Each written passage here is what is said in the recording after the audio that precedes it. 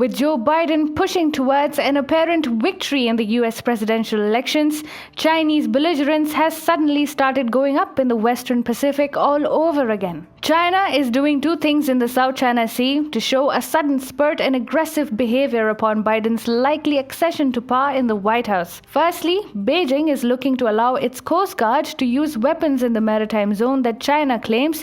And secondly, the paper dragon is stepping up construction on small islets in the South China Sea in order to gain a strategic advantage over other stakeholders. Beijing is giving two very specific messages out here. It is, of course, telling Biden, who is likely to succeed Trump, that China is here to stay and consolidate its military posturing in the South China Sea. And secondly, it is signaling to the Quad that the man in power in Washington will allow China to have its way in the South China Sea now. Up until now, the Quad wasn't letting China express its will in the South China Sea region, even if the Middle Kingdom really wanted to do so. But now, with chances of Biden coming to power, China feels that the Quad might no longer carry the same kind of influence that it used to, and therefore the dragon feels that it has the liberty to flex its arms. In fact, one of China's parliamentary bodies has gone as far as unveiling a bill that would allow the Chinese Coast Guard to use weapons if foreign ships involved in illegal activities in waters controlled by the paper dragon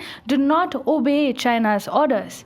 Chang Mingliang, associate professor at School of International Studies at Guangzhou-based Jinan University, said, "This will be the first time that the Coast Guard is given power, explicitly by law, to use weapons in disputed waters." China is therefore looking to unleash a new reign of terror with anticipation of Trump's apparent defeat in the US presidential polls. As for Chinese construction activity in the South China Sea, satellite imagery shows ongoing construction on smaller islets, though the present work pales in comparison to the extensive Chinese construction activity between 2014 and 2017, when there was a sudden spurt in Chinese construction on disputed features in the Paracel and Spratly archipelagos. Yet, Chinese construction activity is a signal that China feels greater liberty with the likely prospect of Biden's accession to power as against Donald Trump, who was not giving any breathing space to China in the South China Sea and the Western Pacific. China's sudden enthusiasm and feistiness is actually in line with what it had been propagating till now. China always knew that Biden isn't as antagonistic towards China as Donald Trump,